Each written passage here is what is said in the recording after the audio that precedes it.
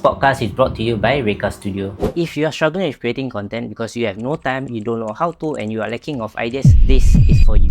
For just $1, here's how Reka Studio can create 8 reels for you for 1 whole month. And the best part is, it'll only take 3 hours of your time. First, the Reka team researches your industry and creates a custom content guide, including everything from the best SEO keywords, top videos in your niche, and the best topics for you to speak on to connect with your audience. Secondly, we have a recording process that allows us to record high quality videos that looks professional, and it'll only take minutes to set up. Thirdly, our team handles all the editing, so each video holds your audience attention while still being authentic. Fourth, our team will schedule the post to your selected platforms on autopilot. And the best part is, all this for just $1 to get you started. We can only slot in 5 more clients, so visit tgnpodcast.com/Reka to find out more. Terms and conditions apply. Nuggets, back to the episode. Hey everyone, welcome back to another episode of the Golden Nuggets podcast. My name is Naz and I have Ame on my left. And today we have a special guest, who co-authored the same book as me in the Grow Success.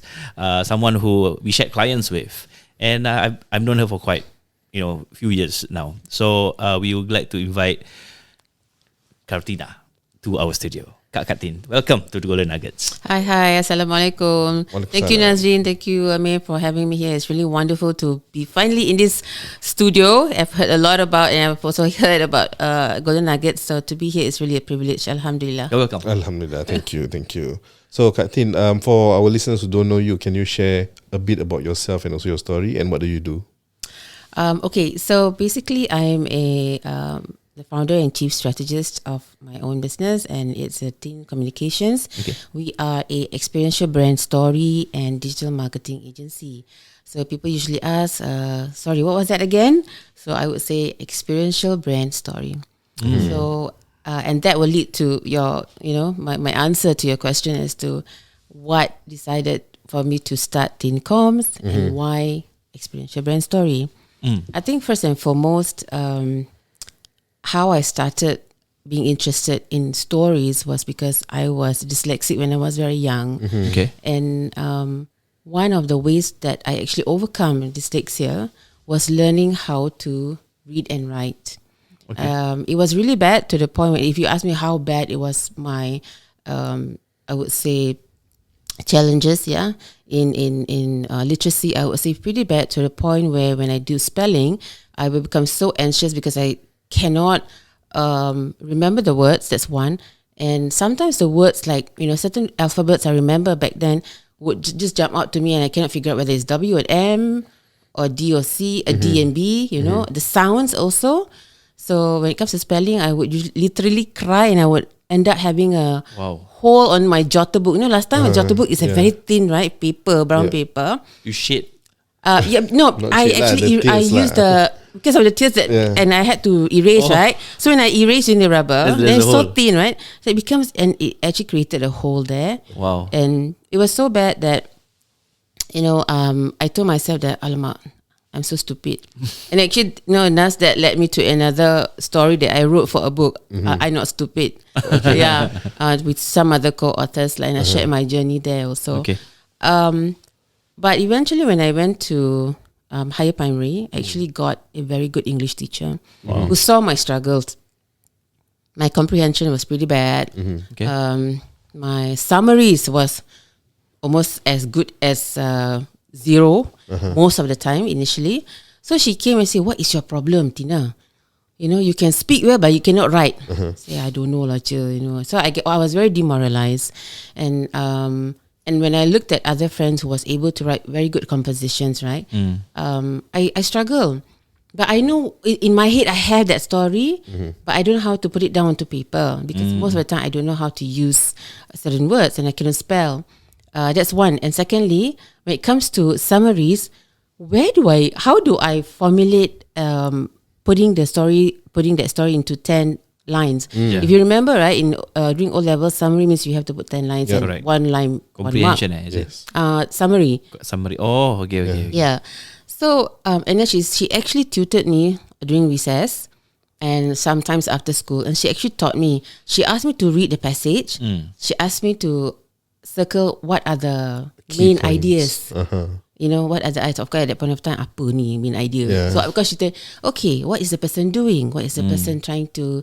Who's the next subject? So I learned literally by circling, and then she said, this is the first sentence. This is the idea to the next story. That's then it flows.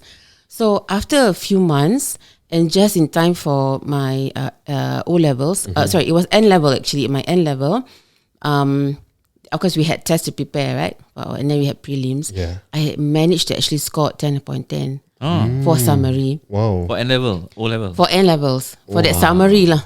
And Alhamdulillah, I actually got A1 for English. Wow. Oh, Because- A1. Yeah, because when I learned how to identify the Concepts. All. the concepts, yeah. So now it's in my head. I have the story. I kind of know. Then now I need to identify the subject. What is the flow of the idea? And that also taught me how to write my composition, because I have in my head, okay, what's the next? What is it people want to find out? Is this the ultimate? No, this is not the ultimate yet. And then you have number of words to expand again. Yes. Yalah. Yeah. So then I learned how to identify using creative words by opening up okay, this sounds a bit boring, but last time when I had the phones, Yeah. So we were not rich. So during my free time, I actually had a dictionary at home. So kadang-kadang what I do is that I would, today I open the dictionary, Yeah. then I point. Then I would identify that word. It's called, this is how actually I use the word. So it became like a habit. So every day I would do that. Then I would try to use that word in my composition. Right. Yeah. So Alhamdulillah, with her, my steadfast of my teacher, and then of course, I learned how to read books. Of course, if I were to go back, I wasn't able to read books. But because of the training that I got from her, last time, right, when you are in primary school, they have a readers club, Yes. Okay.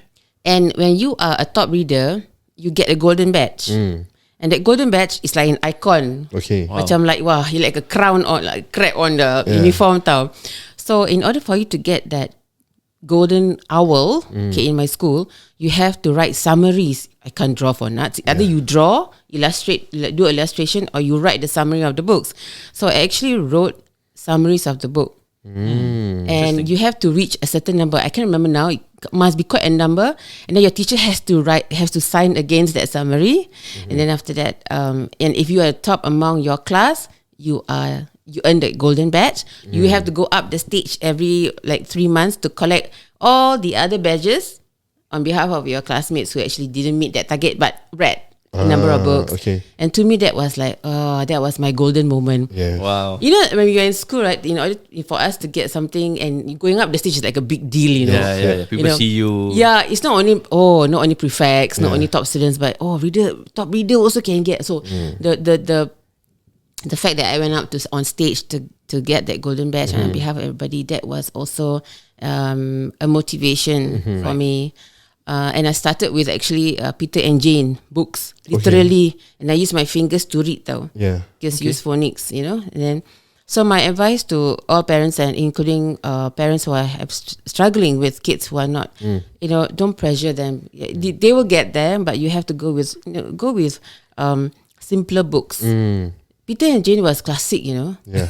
Seriously. And then you have like book 1A, 1B, and then you go up, right? Yep. Literally, it's like then it's also motivation for the kid. I finished 1A, now I go to 2, Yeah, you to know? move the levels. And the things that we do last time is so simple yet so motivational. Yes. And that was how I actually did it for my kids as well. Peter and Jean, for both Sarah and Irfan. So I did that. Okay. But of course, they didn't have that much challenge, except for when I had Irfan. He has autism spectrum. He was on the autism spectrum, so he has a different story altogether. But that's how I started.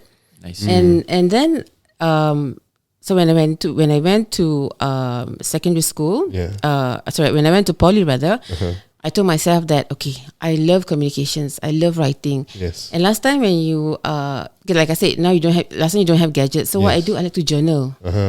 Every day I would journal. Yeah. And how I make it interesting, whatever that I see outside. Sometimes when I eat M&Ms, and I still remember, and I still have that journal. Okay, I would eat M&M, and then I remembered something when I would paste the M&M onto that journal of mine. And I wrote, while I was having M&M today, I actually saw this, I actually felt this. Yeah. Wow. Yeah. So I That's actually did that. extent, So that was the best part about my early childhood and how I actually overcome that challenge about reading and literacy issues. And then when you first discovered you had dyslexia at which age? much later, I think when I was already an adult. Oh, okay. Because at those time there was no such thing called dyslexia ataupun autism. There was, but it's not. It's not well known, identified. Yeah, and it's either you. Why you so stupid? It's you always hear that. Yes. It's like an ingrained thing, Last time people, when teachers or parents say, "Why you so stupid? Cannot do this, I cannot spell, tak belajar," that kind of thing. And we those direct. times we take it like okay lah, But I think now it's a different story altogether. Somehow we cannot do that to our children. The cetak kita and cetak diorang is a bit different. Our mold is different. Our strengths in the inner strength are different. So I only identified having that much later. I think in my late 20s. Yeah, and even knowing the word dyslexia exists. Yeah, I was like, and then it became, and at that point of time, right? Autism was not even in the picture yet, Yeah. Okay. in the vocab of in society. So when you have dyslexia, it's like, oh my god, you had dyslexia. And the first question, how do you end up in comms? I have no idea how I end up in comms, but I love language so much. Right. Because you don't have any other thing to do. Yeah. I didn't join any CCA because I couldn't dance, I couldn't march, I don't like any uniform group.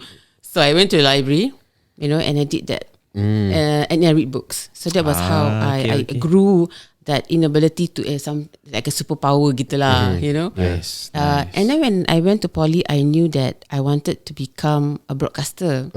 And you know who inspired me tak? It was Maimun Mukti though. Okay. Madam Maimun Mukti, because I saw her on TV reading the news. Yeah, and I said, oh my goodness. Berita. Oh, okay. That time was TCS lah kan, berita lah. So For that long, TCS sama. it was Or prime 1990s. 12. Yeah.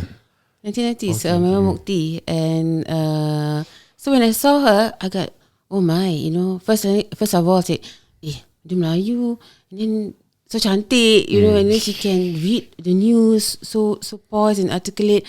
I said, I nak become like her lah. So I decided to do. I took up business administration, and I majored in PR and advertising. Okay. So that was the flow. But why not mass comm? I tried for Masscom in the end, but I didn't get it. I didn't. So I was very upset actually, because I was hoping, last To time, get it in order for us to go into Ngee Comms was 10 points. I got 11. Oh. And then I was allowed to go for the Appeal. for the written test. And I remember the topic was advantage and disadvantage of watching TV. Okay. And I flunked it, of course. Yeah. That's why I didn't get it. The lesser, the better, right? I mean, of course, the lesson Points. is better. But the fact is, I got 11 points, and I was invited to do the first the written test. Okay. So last So time it was the written written test was more like an interview. No, it was actually a written test. Uh-huh. Like a composition and the pros and cons of watching TV. Yeah. So you have to write. And who's the one who give this test? The Ngee Poly. The Ngee Poly Comms. Yes. So we had to sit diploma. through. We have to sit for a Okay, test okay. before we go for the interview. It was a 2-step. Wow. It was a 2-step tough, during my time. So you Okay. have to sit for the written test, and if you pass, then you go for the interview. The main lah. interview. Okay. But I didn't pass the written test. I think I panicked. Yeah, I was like pros and cons of watching TV, But it was an experience. But alhamdulillah, I managed to get into Singapore Poly. I did business, and I majored in PR and advertising. One of the best decisions I ever made. I love PR course. Wait, you were in Singapore Poly? Yes. I was in Singapore Poly, and I did public relations and advertising. Yeah. Love the course a lot, and my internship was at JWT, J. Walter Thompson also, and then Violet Oons. Wow. So it was On the third year, right? I Internship? believe it was, I can't remember, probably second or third FYP. year. Yeah. And it was, my experience at J. Walter Thompson was really, really good.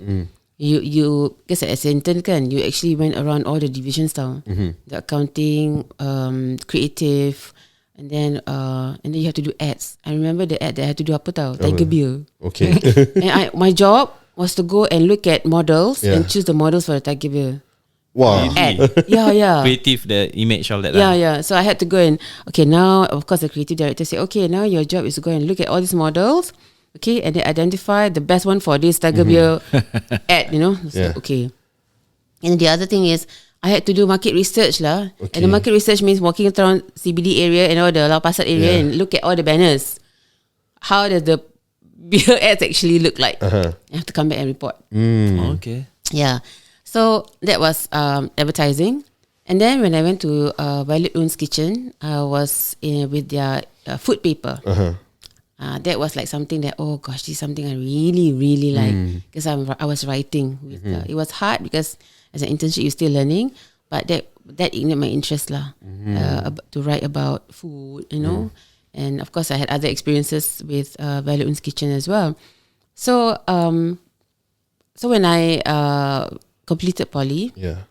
I actually wanted to join at the point TCS lah. Yeah, correct. But then I think sometimes your confidence level kind of was playing with your heart lah. Yeah. So I decided that and of course my dad said, oh, it's best to get a government job. Oh, that's what he said. Yeah, he said. I mean, go and TCS technically government, right? Semi, right? It was actually at that point. It was not. It was a private lah. Private. It was okay. private. And then my dad said, get an office job, government job. Okay. And so I said, okay lah. So he didn't really like the idea of me going to be on TV. Yeah. So I said, okay. So when I went for the interview, I was at National Computer Board. I was there for admin assistant kind of job. But rezeki, alhamdulillah, in 6 months, the boss actually saw, Tina, you can actually write. You want to be in comms department? Not? There's an opening. So I said, yeah, I think that's really nice. I want, And my boss said, but then I also need you because you are very good PA, to me. So, but it's okay lah. If you like it, I was only 21. Okay. So 6 months into the job, I actually went to comms department. And my first task was actually to do writing and editing for the government newsletter. Oh. Okay. EGOV. It's called Government Chief Information Office Okay. newsletter, and had to work with a copywriter. So in my heart cakap, okay lah, tak dapat join TCS, but I get to write and edit. Yeah. At Yeah, 21 for the years old, government. Yeah. you were thrown into the deepest ocean, and then now you learn how to write and edit government content now. Yeah. So, but I had a very good supervisor. Is still my friend until today, and she was the one who has actually inspired me to become what I want to become. And she even taught me how to do events. As part of the job, I also have to do events management, Oh. which means that I have to coordinate topics for the CIO, government CIO What's CIO? workshops, Chief Information Officers. Okay. So at a very young age, I learned how to do research. I learned how to find out what are the trends that's happening in the IT field during that time. It's government related, and then I have to propose the topics to the CEO, Oh. and of course to my boss, and then I have to write the script. I have to become the MC. Yeah. So at a very young age, I was really exposed Yeah. to that kind of level. You see. And I loved it lah. When you are young, you go, second time being on stage and now being MC, and you are like, you like stage and then you see all these people grand, in the grand scheme of things. And I also learned how to connect one speaker to another, their topic, Okay. So you have to really be on your feet. Okay. And okay, this guy, the next guy is going to talk about this. Now I need to learn how to connect. Yeah. Sometimes turn something like something serious into lighthearted because everybody's like, okay, this is very, very hard topic, So I learned how to do that as well. Wow, that's quite a number of skills already. Yeah, that's why. Yeah, at 21, 22. So I did that for good 5 years, enjoyed it very, very much. And then there was an opportunity for me to go into media relations team. Okay. So this is really the hardcore, where you actually learn how to read. At the point of time, you learn how to read press releases. And then my job was actually to send the press releases to the media. But part of media relations job is you have to read newspapers. Okay. And not 1, 2, 3. You had at that time I had to read up to 12 newspapers. Oh, Flip newspaper pagi-pagi, literally flip newspaper, and then you identify the newspaper articles relating to infotech. yeah. Write the summary. Okay, and I remember giving it to my manager, and he would come back and say, "Tina, this is incomprehensible. You rewrite again." And I have to do it within a certain time, because when the directors come in, I have to give it to her, and then she will give it to the CEO. And as media relations officers, that is literally your number one job. Read newspaper, give summary, and you must know what's going on. Yeah, so that was it was a very good practice. It was tough because you have to the point now. At a certain point, I learned how to skip certain pages lah. Because certain pages, sports, no need lah, kan? Yeah, correct. Kan, lifestyle, okay, no need. But lifestyle, sometimes it depends. So certain pages, kind of know. And Wait, for one person job, you need to read 12 newspapers. not only that point of time, not only newspapers, you have online also. Okay, magazines. Yeah, magazines. Magazine not yet at the point of time. It was still purely newspapers. This is done every day. Every single day. Every day. So you Wow. come. So when the bosses report about 9 o'clock, we'll be in much earlier because you need to read the papers and then you summarize.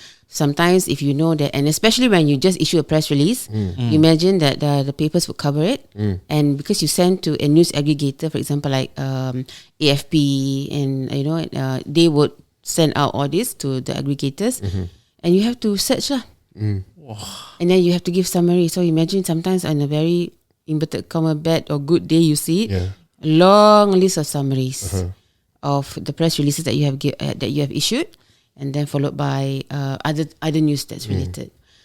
So But why do you need to read 12? because for us, right, we need to know what's happening not only in Singapore but also in ASEAN countries and global as well. Oh, okay. Because for infotech, there's a direct relation impact. If something happens in the US, in the UK, or anywhere for that matter, it will impact us in Singapore as well. So we need to know what are some of the regulations going on in the US and UK and whatever, and then how it might impact Singapore. You see, so we learn how to see global news and how it impacts Singapore. Is this still like this kind of job, right? Is it still available? Yeah, It with is. ChatGPT around. It is, but now you have actually news agencies who actually can help you to do that. Oh, So you actually pay them. It's called media monitoring agencies, where they actually scan the papers for you, and then they give you summaries to you. And you have to do is just read them, yeah. and of course, make sure that they actually give the right summaries, and then you send it to your bosses. They cut the time shorter. Yeah. Yeah, How long you take to do that for this time, job? few hours. I would say up to 3 hours. 3 hours. 3 hours. hours. So every day you come to work 3 hours just to read and summarize everything. Wow. Yeah. And that continues in my second job when I was with SIM. That was also our number one core skill. We have to read the papers. But like I said, we got a bit smarter lah. Already a few years later, we actually engage. Experience already, yeah. One thing is experience. We know how to skip certain things, certain pages. But we also have a media monitoring agency to help us. So while we read, we don't have to write the summaries anymore. Okay. It's written by the agencies, so they will actually give it to us. But for us, now the role has changed. When you read the newspapers, because you were in a school environment, you need to know what happens in NUS, in NTU, in SMU, and related to students' matters. Then you have, we will have huddle meetings in the mornings to see what else is happening. Okay, what happened? And then we go into this practice mode, no? Yeah. Okay, let's say this happens in SIM. What is our response? Then we go into that next step of learning how to write response. So when I was in SIM, that's where I actually learned how to write press releases, and I learned how to identify profiles, and that's where it led me to do that for the next 12 years. Nice. I mean, if I were to summarize your background from primary school all the way correct. until probably now, it's all about reading Yes. and Yeah. summarizing Yes. And writing. and writing. Yes. And Wow. so that means like for those key appointment holders, right? This is how they catch up in terms of the information that That's happening, yes. That's happening. Okay. Yeah, and I think that is that's very important because as we all know, all of us are all leaders in our own right, especially for me as well. When Keep up, we have to keep up with the news, And after many years, I realized that it plays it's very important for the leaders to know what's happening. And our role is actually a big role, because when we learn how to summarize, concise, succinct information, they only have a few minutes to skim through emails. Like us in the morning, we only have that how many minutes to skim what's important. So that skill that I developed over so many years, actually, it's not only for the bosses, but it's also for me. When it's beyond reading, it's also then it goes to listening. You know, when nowadays a client say, Kartin, can I just voice note you? And then they voice note, and then you go into like multiple voice notes. Then you have to listen, and then you have to listen how to pick up the, so now it's beyond just writing the summary. It's like listening to the voice notes, and then you learn how to summarize. But that skill has been honed over like 20 years. And I think this is something that I think all of us would probably have to say is that you do not get a 3-hour job done easily. You can do it in 3 days. You pay less, but then if you need something urgent, you can get it in 3 hours because of the skill that you have honed over that long time. Of course. Interesting. So that's how I decided to start my agency. Okay. And we'll get there. I have a question, but I think we push it to the next part, because I'm curious on how you integrate all this knowledge with AI nowadays. So we'll move to the next part to discuss more about that. All right. So Kartin mentioned about agency. Let's learn more about how she started the agency with her widespread of knowledge and skills. So with that, thanks guys. We catch you on the next one. Bye-bye.